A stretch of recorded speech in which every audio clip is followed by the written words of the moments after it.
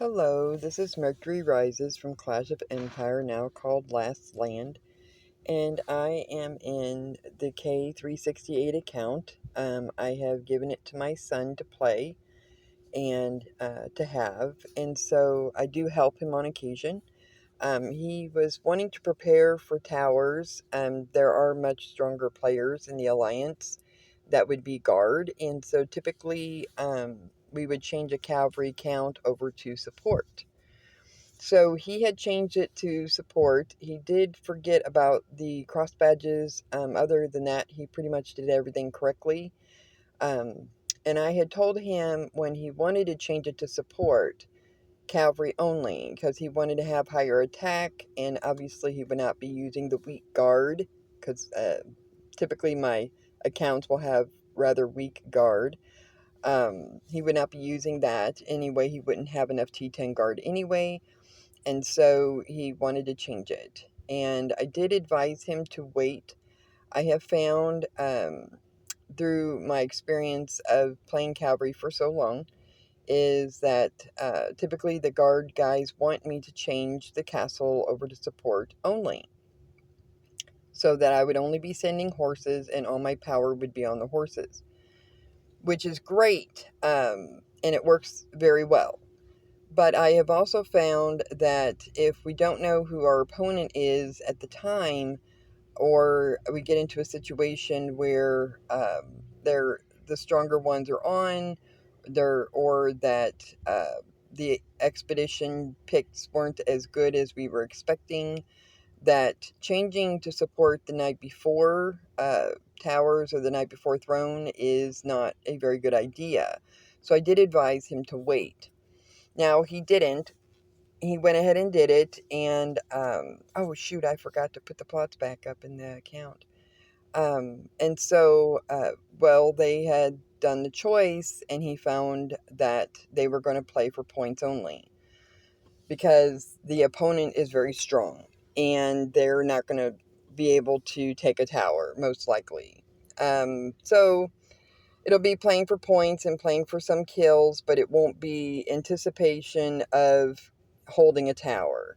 And so he asked me to put it back to solo so that when Expedition opens, he can go and hit some castles if there are any open. And when they go to towers, he would be possibly soloing towers of weaker opponents, or um, doing some kind of duels, things like that. So he has to have his guard. He has to have the power on the guard, and he has to use the guard. Now, he doesn't have quite enough T10 guard in this account yet, but you can use a combination of T10 and T8 guard as long as you have enough. So he definitely has enough guard to play it, and so I was switching it back over to solo so that he can do that. So for anybody who plays strictly cavalry, strictly archer, and they are not the guard guy, I always advise to come in an hour or 30 minutes before the actual event, and ask them, hey, are we playing for points, or are we planning to hold? If we're planning to hold it and we can do it, then I will go all cavalry, or I'll go all archer. But if it's just playing for points and playing for kills, you really just need to have it set up to solo. The other thing too is Atlantis is about full. So if I were to go in there and play the Atlantis for him, he needed to be in solo mode in order to be boosted, and that his guard is sufficient. So, but that's what I was doing, is I was switching it back from support cavalry only to solo cavalry. Now, this account is strictly cavalry. It is not infantry cavalry at all. It's basically built the way my original account was built in 307. And now it did wait longer to get to C30 than that account.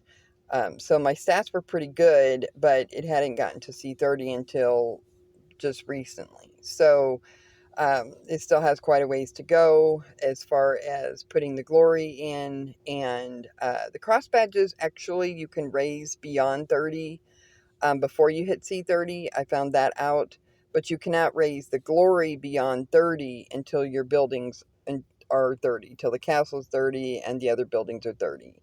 And then you can put the glory on as far as you want to, up to 50. So that's what I'm showing here. I was having difficulty raising the the infantry health, as I always do, but I did manage to do it for him, and I got it set up for him. It did take about 15 minutes, and I did pause the video for part of it. But for the support versus solo, the items that you're looking at switching are the lion to take everything off block, the gems to put everything on your horses or everything on your bow. If you don't have enough big gems, then it's best to keep some of those, the infantry health gems, just so that you have the echo that will come on.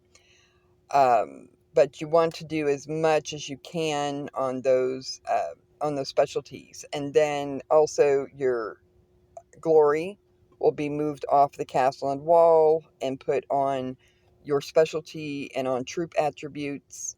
Your cross badges will be moved off of the barracks and put completely either on stables or on the range. And the heroes, of course, you would switch out Caesar, and typically Archer uses Richard, and Cavalry uses Bartoli or Nut. Now, I have some theories on that, but I won't go into that here. I do think that from now on, when I go support, I will probably keep Caesar, but just at a very low level. I really like his cavalry defense.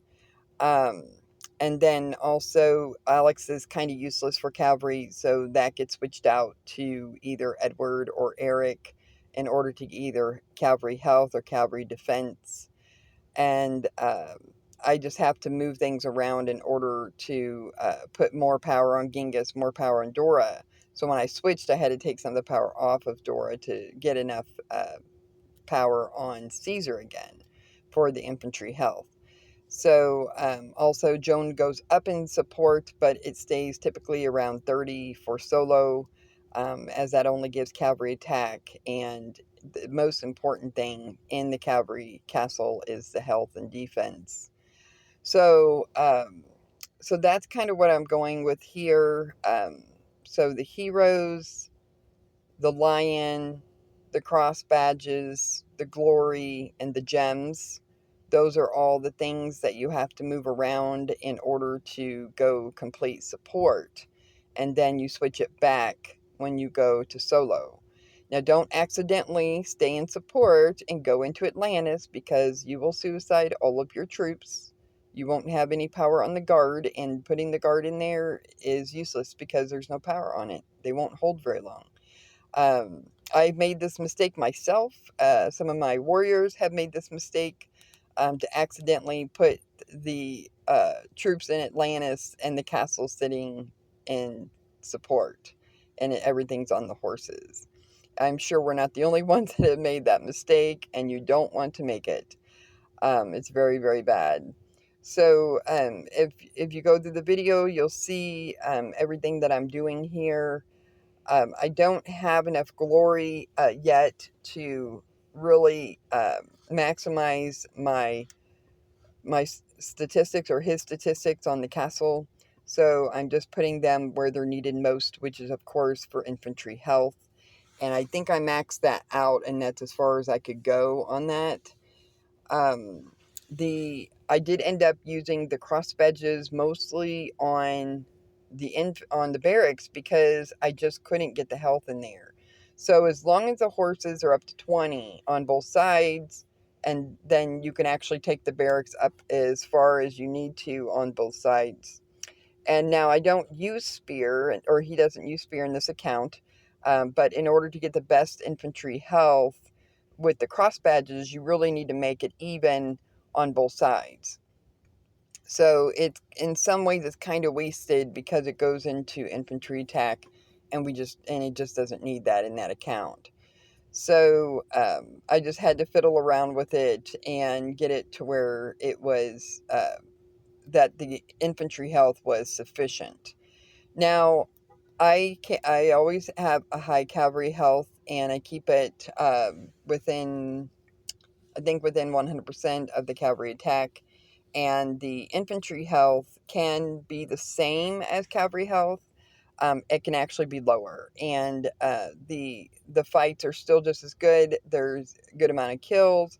The infantry, the guard itself in the march just needs to be a little bit higher if the infantry is poor, or if the infantry health is low.